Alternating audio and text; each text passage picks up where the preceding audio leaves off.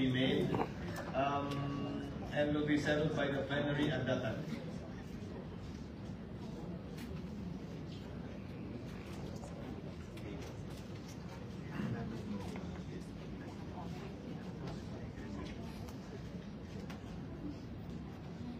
Well, Mr. President, it was just for the consumption of our staff and secretariat.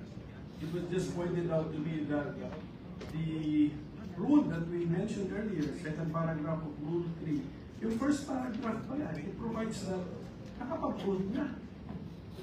Nakapag-vote na ang member. So if that is now the dividing line, we have crossed the line. So, Senate na po ito as a court. So, tingnan na lang po muli, Mr. President. Mr. President, Your Honor, the first paragraph refers to consideration of the articles of impeachment. The second paragraph, we were not part of the Senate that wrote these rules. The first paragraph mentions the word consideration. The second paragraph mentions the word presentation. In terms of time, presentation should come first before consideration, although as it appears in our rules, consideration was mentioned first in the first paragraph and before presentation in the second paragraph. But in terms of order, Your Honor, presentation should logically come first before consideration of the articles of impeachment. And then there is nothing to consider unless presented. And then in the next breath, it talks about the trial na.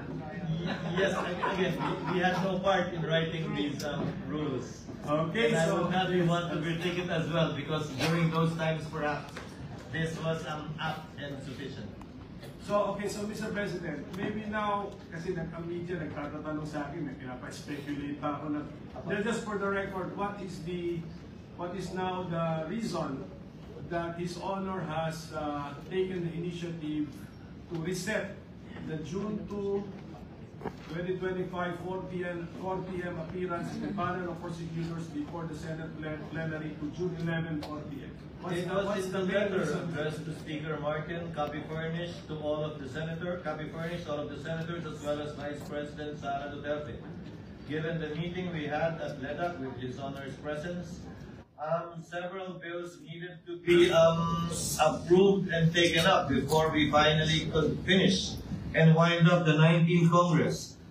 Meaning to say some bills need to be approved on second reading within the week today, so that we can do third reading next week. Some bills have to be approved on third reading today and within this week, so that bicameral conference committees can finalize and iron out the disagreeing provisions within the Senate and House versions, so that we would still have time next week to either ratify these bicameral conference committee reports or still do third reading in compliance with the constitutional requirement of 3 readings on 3 separate days, at least 3 days after the approved and second reading. So, sige, last question na lang, Mr. President. Per our rules or practice, how would we now react to the receipt of the articles of impeachment last February 5, 2025? How should the Senate, as a legislative body in plenary session, react to that receipt? In line with Article 1 of our impeachment rules, which makes mention of the authority and responsibility of the President of the Senate.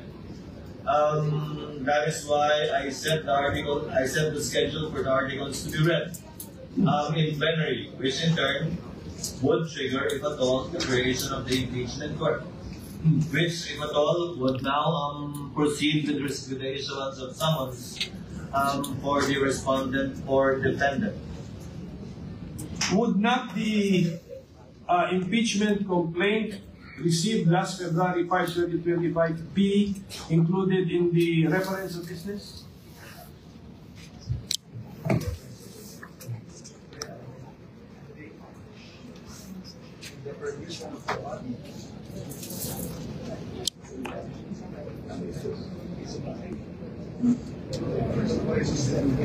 It will be included in the reference of business, yes. Supposedly today, but on June 11, so that it can be included in the agenda for that particular day. That's my point, Mr. President. Kung i-reference of business, why are we not doing it today? Anong damage kung gawin natin today? Pwede rin naman, hindi pa tayo nasa-umpisa ng reference. Yes, yun na. Pero wala, ano? Are we doing it today? Kasi February 5, that's why I'm mentioning the date that it was received, February 5. So, can we include it in the reference of business today? Kasi parang mas normal eh. Mas normal yun. Kung We will look into it, Your Honor. I tend to agree with this Honor's position. We will take it up with the Secretary. it's just normal, Mr. Yes, President. yes. What we received last February 5, we're reporting out today. Okay?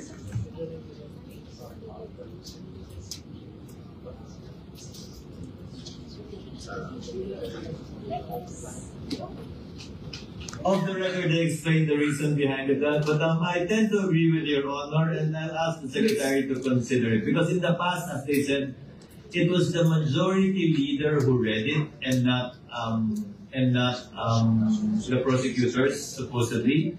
So it was included in the reference of business, referred to the Rules Committee, and the majority leader was the one who reported it out, quote unquote.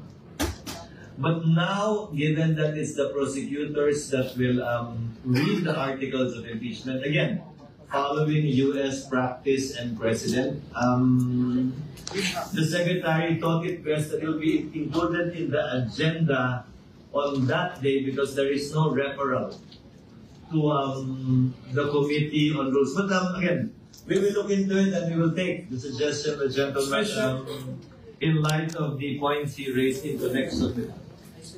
Because I believe there should have been also a letter accompanying the impeachment complaint. There must have been a cover letter from the House. So, parang ganun. So, we can... Only by the section, not by the Speaker nor any member of the House. Yes.